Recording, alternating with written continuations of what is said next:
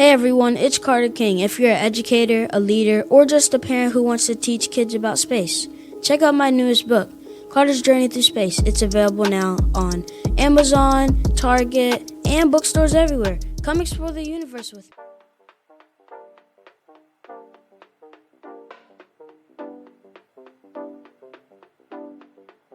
Welcome to another episode of the Contagious Culture Podcast. I'm your host, Kyle King, and the goal of this podcast is simple: to help you create environments where people thrive. Through real conversations, practical strategies, and powerful stories, we equip leaders, educators, and change makers just like yourself to build cultures rooted in purpose, performance, and authenticity. Because culture isn't something you talk about, it's something you live. This is the Contagious Culture Podcast. Let's get started. Welcome back to another episode of the Contagious Culture Podcast. I am your host, Kyle King, and the goal of this podcast is to help you do one thing: to create ecosystems and environments where people thrive. Look, when we think about people thriving, when we think about people creating a life of resilience, when we think about what leadership looks like, I have somebody on here today that, man, I would definitely call her a friend, a colleague, somebody that I truly look up to. My lady, Erika. She's a keynote speaker, construction industry leader, podcast host, and the best-selling author of Audacious Expansion. Erika's journey is one of literal, incredible resilience. After surviving a brutal assault in 2022, she made a powerful decision not to retreat, but to expand. And since then, she's taken her story, she's taken those struggle moments to stages across the country, helping women, men, and people in audiences from all ages, in all industries, experience one thing: helping people turn adversity into courage, connection, and bold leadership. Look, today we're talking about all things resilience, all things power of community, and what it really means to live and lead with audacity. Erika, how are you, my friend? Oh, man, I want to just play rewind and listen to that again. That was great. Let's go. Thank you. Let's go. Time to be bold. It's time to be bold. You are somebody that I highly respect. Somebody that many of my listeners probably have not yet met before. In one sentence, how would you describe who you are outside of the titles, outside of all of the things that probably social media highlights? Oh, I love this question. You know, when you strip back the titles, you strip back the accolades, you strip back, the degree that's on the wall and the shiny little like glitz and glimmer. At the end of the day, I feel like I'm a work hard, play hard type of like go-getter female that's just out there working hard every day for the goals and the dreams and the things that I want to accomplish, but also recognizing that on the other side of it, there needs to be that play, that needs to be that fun. And when I say that, I don't mean like amusement parks or, going to the beach, but I mean celebrating the things that we do every day. Yes. I love that. I really love that. I have 1,000 questions for you. I literally do. And I'm so proud of you. Let's go. I'm so proud. Because you have something new that just came out, and I'm so proud to get into it. But I really want to start and set the foundation here. When people hear the word audacious, what does it mean to you personally right now in this season in your life? I love this question, and I just delivered this at a keynote the other day. So when I say audaciously expand, a lot of people think it needs to be the big, bold, brave things that we're doing. And yes, audacity can be that. It can be that sandpaper, that gritty side of you, doing the things, writing the books, being on the stages, taking the new jobs, and that's all great, right? But what I want to remind people is that before that audacious action can actually happen, before that accomplishment can actually be profound, audacity is all of the quiet things behind the scenes. The day in, the day out. Sometimes it's the quiet moments. Sometimes it's setting the boundary. Sometimes it's saying no with a period.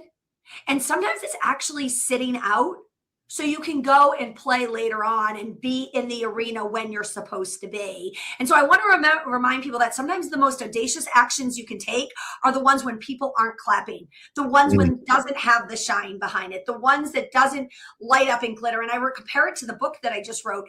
No one saw the 18 months of tearing out pages, of the early mornings, of the working with publishers, of the figuring out, does this chapter really work?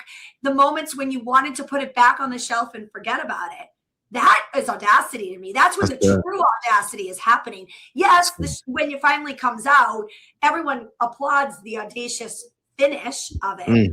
But it's really the audacity, the things that you do to lead up to that pinnacle.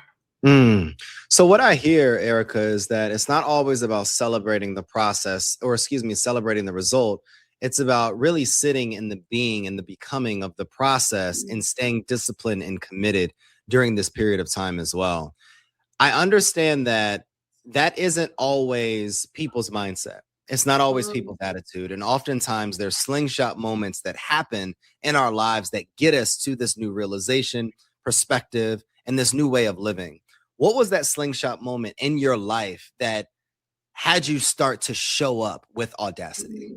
Oh, love this question. So, Kyle, you mentioned it during the introduction, and this was 3.5 years ago on June 16th of 2022, a day like any other, a day that I was going to work, a day that I was drinking my pink Himalayan sea salt water. Kids were with the sitter, husband was with Kansas City. And I will say the pink Himalayan sea salt water probably came from J-Lo on some TikTok or something. She told me it was going to give me this glowy complexion. I'm still trying to figure out if it's actually working. But for any other females in their mid-40s, we try just about anything these days.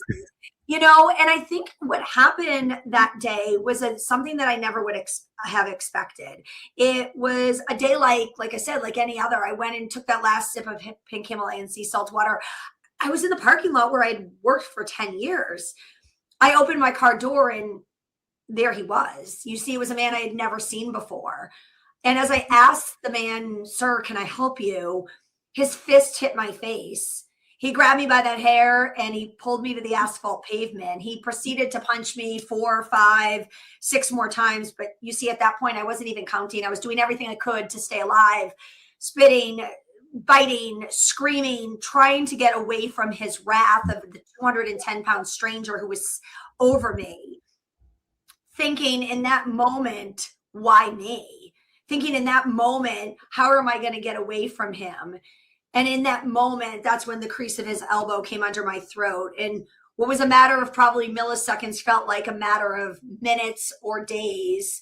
Thinking, is this my last breath on earth? Is this the last time I get to be the wife to Andy, the mom to Drew and Adeline, the last moment that I was allowed to live this big, bold, audacious life, walking into the suburban office building, thinking that because I had a hard hat and a degree and I was in a civil engineer in the industry that I had lived this big, bold, audacious life.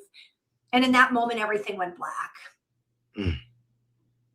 And you never think that a moment like that, a punch like that, that type of moment will teach you so much. And by the act of someone way higher than me, I was able to get to my feet and run to that office building that every day seems so close and that day seems so far away.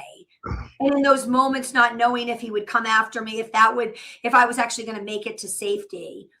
You see, the next 72 hours were a blur. He fled by foot, started burying himself in the grasses and the marshes adjacent to the office building. What I didn't know, Kyle, was that this man had been in prison since he had been 14. What I also didn't know is that the night before, he had assaulted 4 women in the streets of Philadelphia, that he had taken the bus to the outskirts of Philadelphia and actually sexually assaulted a woman that morning of. Then he got back on the bus and changed his clothes at an adjacent station at one of those drop boxes where you would donate clothes. What I didn't know is June 16th of 2022 was going to be my catalyst to Audacious Expansion. Because after everything happened, the next 72 hours were an utter blur between police, detectives, doctors, nurses, reports galore, newscasters showing up on my front lawn. And it was about 72 hours after I remember sitting outside with my big hooded sweatshirt on in the middle of summer, wanting all the protection I could find, tears dripping down my face, wondering how I was going to put my face and my life back together, feeling like the victim in that moment. And it was in that moment when I heard the laughter of Adeline at age 6 and Drew splashing in the pool at age 9. And in that moment, I recognized, Erika, this is no longer about you. and this is about them and their legacy, you can't be the victim right now. You can't be the survivor. You tell your kids to be bold and brave and live this life by taking that punch and allowing him to win. What are you doing? What are you showing your children? And it was that moment of connection, and connection was my oxygen. The fact that my sister drove hundreds of miles to be by my side, my husband jumped back on the plane, my friends drove from states away to be by my side, the phone calls, the texts, the messages, but it was my children who finally reminded me that was going to be the change. And that at that moment, I wasn't living that big, bold, audacious life. I thought I was, but I was really playing kind of small. And obviously, this is 3.5 years later, lots of therapy, lots of work on myself, speaking, writing a book, doing a TEDx, all of this stuff, I don't think would have ever come to fruition unless I knew how hard that punch actually hit me. And what I want to remind anyone who's listening right now is you have all had a punch in your life.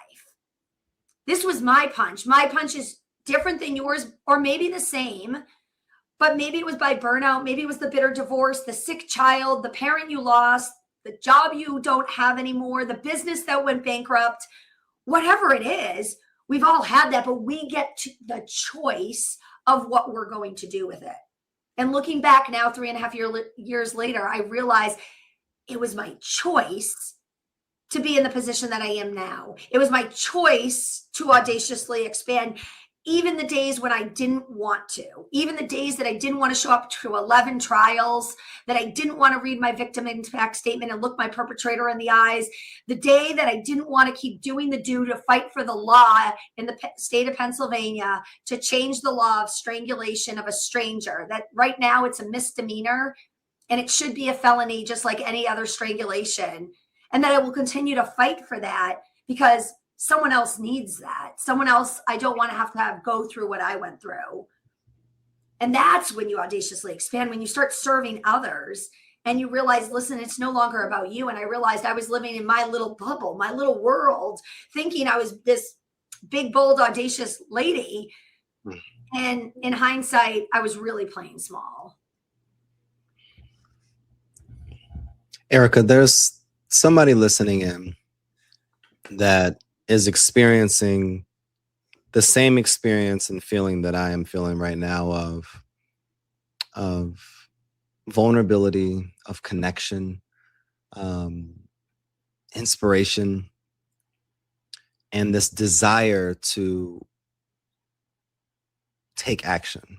And I thank you for sharing so much of your heart, so much of your story, and being so vulnerable in allowing us to be in your space, in your ecosystem, so that we can understand that with the many of life's punches, that how we show up is more important than what happens to us. Erika, with somebody that's ready to take audacious action, for someone that just heard your story and resonates with it just like I do, what do you recommend for them to do right now? I'm going to ask you to start where you've already been, because you've already been audacious in your life. And so many times we don't recognize where we've already been. And unless we can look at our past, it's really hard to move forward. And what I had recognized through a lot of therapy, through a lot of work, that a lot of the trauma and things that had already happened in my life, I hadn't dealt with. And I remember so distinctly, Kyle, going to one of the first therapists. And I remember in like my second session, she made me draw a house. And I was actually really angry at her because I was literally gripping on just to stay functioning at that moment. How was I going to be a mom? How was I going to go back to work? How was I dealing with all of this in front of me, legal systems and everything else? But I will never forget that day, begrudgingly taking my pen out and drawing that house because she made me draw that house. But there was something that was so impactful. As we drew the different rooms, as I drew the windows and the chimney and what the attic look like. She made me then draw what the basement looked like. But it was not just what it looked like. She then made me describe it verbally to her. And my basement was dark, and it was full of boxes, and it was cold and eerie. And as I described that to her, she let me know this exercise actually reflected what a lot of the trauma or past looked like, and the things that I'd just been repressing and pushing down and wanting to forget about and never dealing with. And realizing that I was never going to heal or get better if I didn't recognize the boxes that were already in my life that I hadn't unpacked. So what I want anyone that's listening to this right now is start with that, but also simultaneously start with the audacious actions you've already taken in your life. Have you quit the job? Have you taken the new job? Have you started the business? Have you decided to leave the marriage that wasn't working? Have you had 2 babies? Whatever it is, I call it in my book, take out your notes in your phone and label it Audacious Badass List. And I want you to just take 60 seconds when you get off of this podcast and write down all of the things that come to mind, all the audacious actions you've already taken. Because at some moment, the self-doubt is going to creep in. We have 80,000 thoughts a day, of which 90% of them are negative. When you start feeling that self-doubt creep in, I want you to open that list and I want you to remind yourself, look at where I've already been. You will absolutely blow yourself away. And then that one thing that you know that, Kyle, that you asked that person that's listening right now that wants to do that other thing, put that at the bottom of the list and bold it. And remind yourself that that can be on your list. If it's 6 months from now, 8 months from now, 3 years from now, you have what it takes to do it. Everything's figure outable. You just have to want it bad enough. And then take the first step. Pick that one action, take the first step. And when the self-doubt creeps in, look at that list and remind yourself where you've already been. I really feel that. And I appreciate you bringing that up with writing this list. And with all that you've done, Erika, I'd love to know your perspective on the importance that community plays in the ingredients of reestablishing and finding the light throughout these dark moments in your life. What part or role did community play in you becoming the woman that we revere today? Everything. And what I realized, I have 2 keynotes, and my main keynote, or one of my main keynotes, is the audacity of meaningful connections. And the reason is what I realized at the end of the day, there was no drug, there was no amount of therapy, there was no amount of reports that were going to get me back to where I needed to be. It was community and it was people. And I have a method that I realized I had been using for a long time, but it's really spelled out in my book that comes with a free downloadable journal, and it's called BOLD. And the BOLD, the L of bold, stands for lean on others. Because if we are not meant to do life alone. Oh. Our foundation is so weak when we try to do something alone. It is so much stronger. And as a woman who's been in the construction industry for 2 decades, we can't keep building up without building wide. And we need to keep building wide with our community and the people that are supporting us. And who are those board of directors? Who are those people in your life that you can count on, that you can believe in, that are there for you on those gnarly days? Because there's going to be those gnarly days, and life is going to life, and we are going to have the wall kicking moments. Who can you pick up the phone and call? Who is your board of directors? And I want to remind you, there's a stat out there that when we surround ourselves around other people who are high performing, high functioning, inspiring to us, we naturally, just sitting within a 25-foot radius of them, we naturally raise our bar by more than 15%. But conversely, when we have the people who are dragging us down and taking the energy out of us, we actually lower our bar by 25%. So you have to ask yourself and be really honest. Who is that community? Who are you surrounding yourself with? I realized I never thought I needed a mastermind group or a different group. And I realized when I started joining these groups with people that, quite frankly, intimidated the you-know-what out of me, that's when I grew. Exactly. I needed to be the small fish in a big pond. I couldn't, because it made me feel good to be the big fish in the small pond. That made me feel like I could pat my back, but I realized I wasn't growing. I wasn't changing. I was actually bringing my bar down.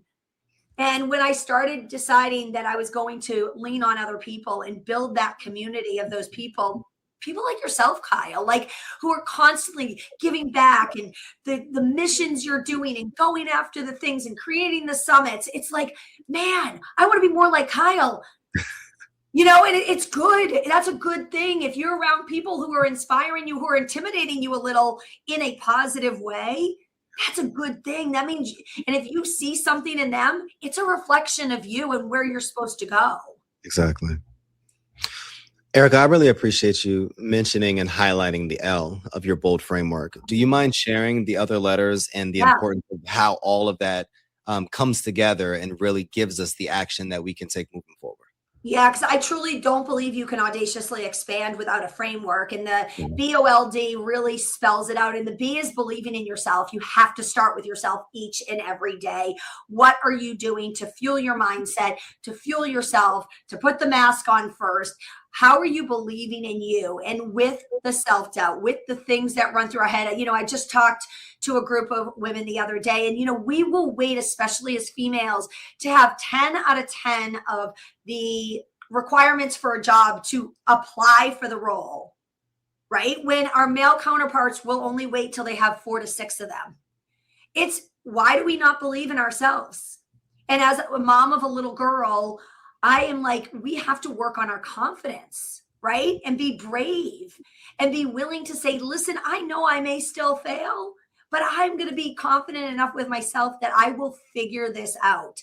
So the B is believe in yourself. Start with yourself. Make sure you're doing that work every single day. For all of us, it's going to look different. Some of us, that's going to be writing. Some of us, that's going to be listening to a podcast. Some of us, it's going to be joining a mastermind. Maybe it's a combination of all of that. But carve out that time every day to start with you. Because if you don't start with the B, the O, L, and D will not work. And the O is the ongoing process. Making sure you develop the consistency. Not deciding once a month you're going to go to the gym for 8 hours. It's the little things that we're doing each and every day. And I have a method within the O called 3-3-30. 3 minutes a day when you first get up, feet don't even hit the ground, no doom scrolling, no coffee. Intention of yourself. What is that day? What is the abundance you are going to attract that day? What is your intention that day? Is it prayer? Is it meditation? 3 minutes to yourself just in the morning. Your next 3, pen to paper, 3 things that you are so grateful for. But the caveat with this, it's not I'm grateful for my home. I am grateful for the fuzzy pillow that I love putting my head down on. Be so specific and almost visceral that you can feel that moment. I am so grateful for reading the Babysitter's Club book. I'm reading about Samantha last night with my daughter and seeing her laugh, right?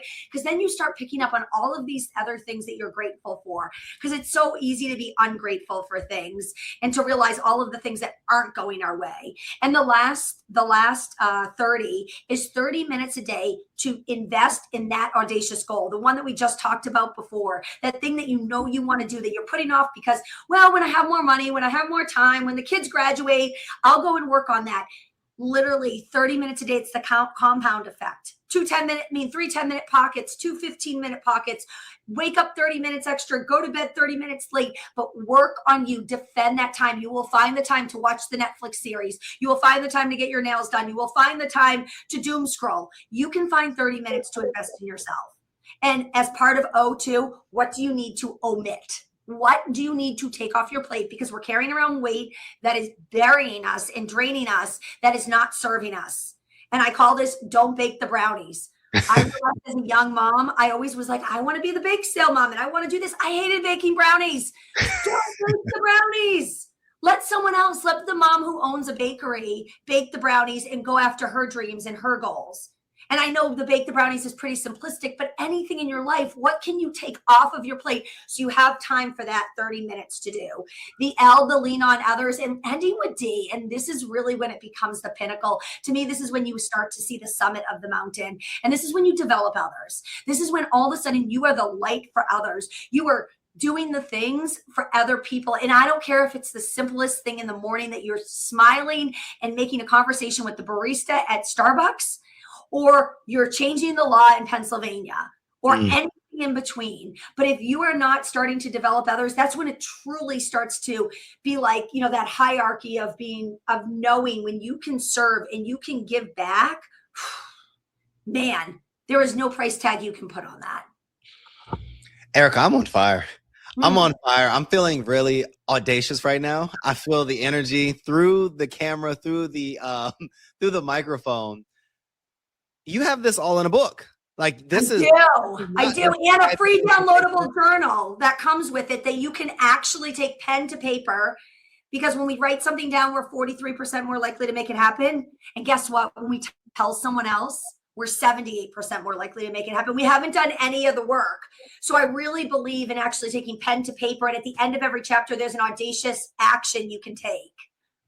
What is one audacious action that people can take right now? I mean, start with your audacious badass list, right? Like today, get off this podcast that you literally need less than 2 minutes to get that list started, and add to it all the time. Every day when you accomplish something, just add 1 or 2 things to it and be like, and you're going to look at it and be like, man, right? It's proof. That's the proof that you can do the work, that you've done the B. You've believed in yourself enough to start, and you had the O because you've done the ongoing process of it to make it work. A lot of people don't recognize the true process that go through developing a book. You and I are both authors. We have the book as the result that people can get, but there was a process that you actually had to go through, and not just the process of writing and finding a publisher and designing the covers, but I find that there's an unbecoming and a process internally that you often go through as the writer. With that process, what can people expect when they're reading and working through and experiencing your words and your work? Oh, I love this. And I actually did a LinkedIn newsletter. My last one was actually the 10 things I didn't know that would happen before I write a book. Like all the little things that, to your point, like how long it takes to design a cover, or the one chapter that you have to go back to 18,000 times because you just can't get it right. Or the fact that it would take me 18 months and almost feel like I was birthing 2 children without the epidural.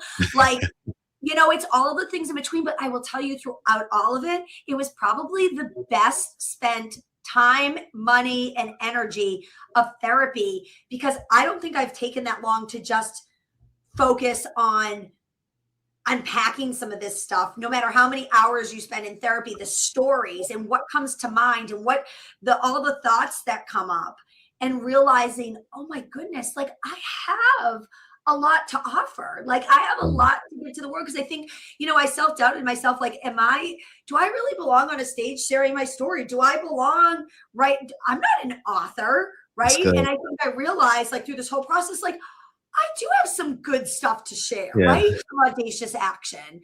So, anyone that's ever thought about it, it literally starts with that one page. Maybe that's your 30 minutes a day. And to me, something that really helped me with writing it is I love walking, right? My weighted vest is on. I love going walking. And that's when they say we're most creative, when we're actually walking, we're out in nature. And me sitting behind my computer typing a book all day was not going to work for me. So I actually talked to Slack as I was doing the chapters. I have 22 chapters in the book, and I would go out and I'd work on a chapter. I'd take my hour walk and work on a chapter. It wasn't the chapter at the end, but I would just get all my thoughts and ideas. And at least I started getting it out there. As I was talking, it was messy. It was, blah, blah, but it started to form what I like to compare to construction, the bare rooms, right? Just you know what I mean? The outline of what I was trying to architect. When you think of, you are a woman leader in a male dominated industry.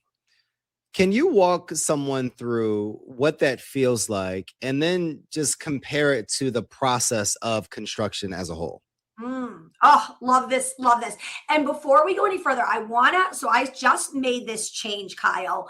And I used to say male dominated all the time. And then I read an article the other day, and they actually said male populated, because I will tell you, some of the males that have been in my industry have actually helped me more than some of the females that I've been in the industry. And That's so, good. yes, there's a lot more of the population of the industry is males, but some of them dominate, but you know what I mean? For the majority, I like I've had that. some really great experiences with males actually wanting to elevate me and wanting to help like me and that. being my sponsors. So it was just vernacular that I changed very recently. And now I catch myself because we can't do it without the males and the females, but we understand that diversity, and no matter where we are, whether it really can make a difference within organizations, within cultures, within teams. But I will say that coming from that industry, it's been really tough. When I first started in the industry, it was less than 5% of us as females in the industry. And I remember that first day in Elizabeth, New Jersey, south of the Newark airport, where my office was a trailer with bars on the window. I was on top of an old landfill, knowing that I was going to build a 7-story hotel. That first day when the project manager handed me a set of plans and said, "Hey, Erika, you're going to be in charge of the MEPs." I had no idea what that meant. I had the degree, I got the job. And let me tell you, it was the mechanical, electrical, and plumbing systems. So all of a sudden I realized I am in charge of making sure the lights go on, the toilets flush, and that if God forbid there's a fire, that the sprinkler system will go off. Wow. And what I realized is by being willing to ask questions, by being willing to lean on other people during a time when I didn't necessarily believe in myself, and imposter syndrome came in my head a lot. And it still does, right? There's still rooms I walk in that I'm like, ooh, do I belong? And then I'm like, of course I belong, right? And the minute I feel like I have to stop being who Erika is the minute I probably shouldn't be in that room anymore. So good. Yeah. Erika, I want to do a few rapid fire questions. So I'm going to give a quick question, and then I'd just love to hear your quick response as well. One of the things that I wrote down earlier is, what is one habit that keeps you resilient? Exercise, honestly, mindset, working out, moving my body every day. It's just helps me with the foundation of who I am daily. Next question on my end. What is something people would be surprised to learn about you? That I get up between 3:30 and 3:45, but I love going to bed early. If I can go to bed at 9:00, it's my favorite thing. Oh, that's insane. That's insane. 3:30 to 3:45. That's literally insane, Erika. Oh my gosh. Besides, I love the morning. Yeah, that is wow. And I don't drink, and I think the other thing is I don't drink coffee. Okay. All right. That makes sense. That makes sense now. What is something audacious that you've done within the last week? Oh, I flew to Indianapolis and I spoke to 450 women in the commercial real estate space, and got on a stage that I didn't know, again, didn't know if I belonged, and just did it afraid anyways. And the confidence monitor didn't work. And so I had to go completely by, memory, and, accomplished it. Landed the plane. With a few bumps. There was a little turbulence here or there, but I don't know if anyone even noticed. And sometimes it is showing up a little messy. And here's my last question for you, Erika, but I don't expect this one to be a rapid response. You're an amazing mother, devoted wife. What would be your message to your children so that they can continue to keep the courage, they can continue to keep the grit, the resilience, and continue to live an audacious life like you have? Keep failing forward. It's doing the things even before you're ready. But the one thing, and I always want to teach them that, because I truly believe resiliency and teaching, especially this generation where we've come into the point everything's handed, and everything can be very, I don't want to say easy, but I think we've built a culture where we're not allowing our kids to fail sometimes, and realizing that them failing and not catching them right away, again, not in a precarious way, can actually teach them so much in life, and allowing them to have that failure to really learn, because that's life. But the one thing that I say every day, I say, listen, I'd rather you come home with a C on the test. I'd rather you come home with like forgetting to do your homework. I said, but the only thing that will ever make mom truly upset with you is if I hear that you are not kind to another child. And I think kindness always wins, and grace for each other and for other people. We have no idea what situation they're in. But I said, if I ever hear that you're not kind to someone, I said, that will be the worst insult you could ever give me as a mom. Treat everyone with respect and kindness. Doesn't mean you have to be everyone's friend. It doesn't mean you have to invite them to your birthday party, but everyone deserves that level of kindness and respect from you. That's good. If someone reads Audacious Expansion, because they're going to buy the book after this episode, what is one shift you hope happens within their own lives?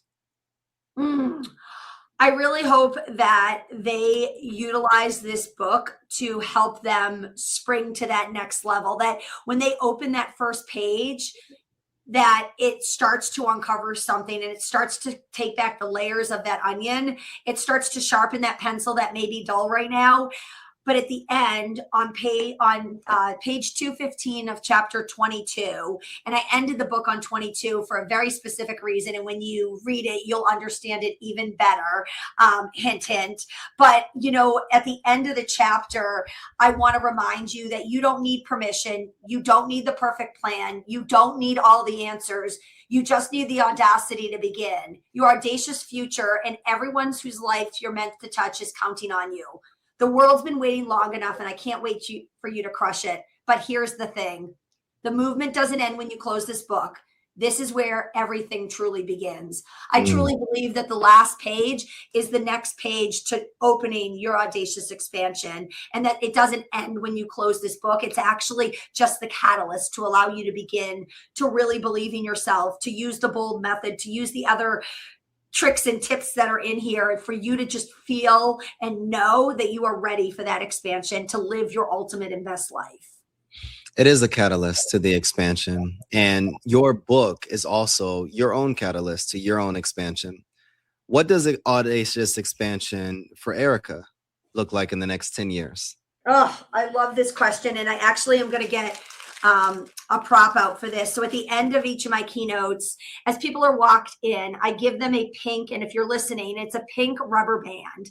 I even splurged to buy pink ones versus just the brown ones. They cost me probably an extra half a penny, but it's worth it.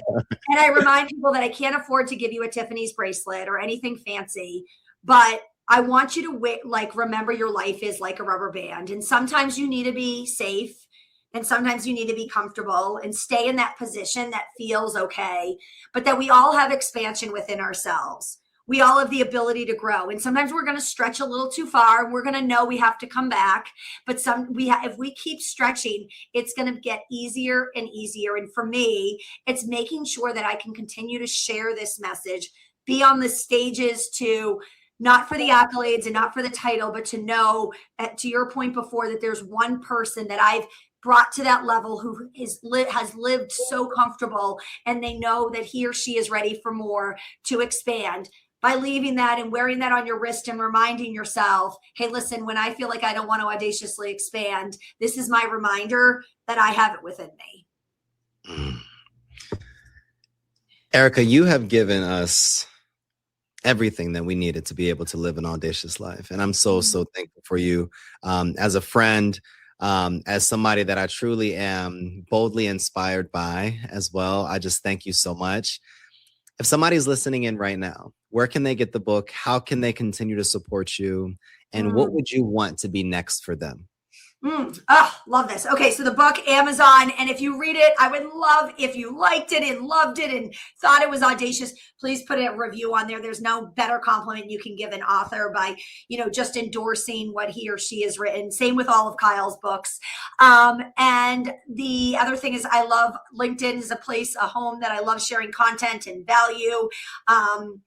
As well as Instagram and Facebook, but please reach out to me. I'm an open book. You DM me, it's me that's DMing you back. And I'm really loyal to that right now. the other thing is sharing one of your audacious actions. So to me, what could come on the other side is that after people read this book, it's people reaching out to me and just telling me what they decided to do. Like, what was that one decision? I don't want you to do 72 decisions. I don't want you to even pick 3. I want you to pick one thing, and I want you to share that with me, because to me, that's when the rubber's hitting the road. And that's when I know that the traction, that's when like all of a sudden you are developing other people, so much so that in October of every year, I have an Audacious Woman Summit with 180 women in the room, where we really come together. We focus on this. We audaciously expand. We next level with a mastermind that's included with that for the folks or the women that want to really take it to that next level. So to me, it's, hey, listen, if you hear this, if this message sits with you, if you are ready to expand yourself into that version of yourself, messy, uncomfortable, knowing that sometimes the rubber band will break, then you should be in that community and part of that group. Erika, thank you so much. This is, anybody listening right now, Erika's story reminds us of so much, but that resilience, courage, and audacity aren't just traits. They're choices that we make every single day. So we want you to go live boldly. We want you to go commit to creating audacity within your life and buying the book, Audacious Expansion, on all online platforms. One of the questions that we always ask our listeners at the end of our podcast is, what type of culture are you spreading? The energy you bring is the culture you create. Go make yours worth catching. We'll see you all next episode. Thanks for tuning in to the Contagious Culture Podcast. If this episode challenged or inspired you, hey, take a second to share it with someone who's building culture in their world. Make sure to like, subscribe, and leave a review. It helps more leaders, educators, and change makers just like yourself join the movement. You can connect with me on LinkedIn or YouTube at Kyle S. King for more tips, tools, and methodologies to be able to help you create this ecosystem of absolute excellence. Until next time, lead boldly, live intentionally, and remember, your culture is contagious. Make it worth catching.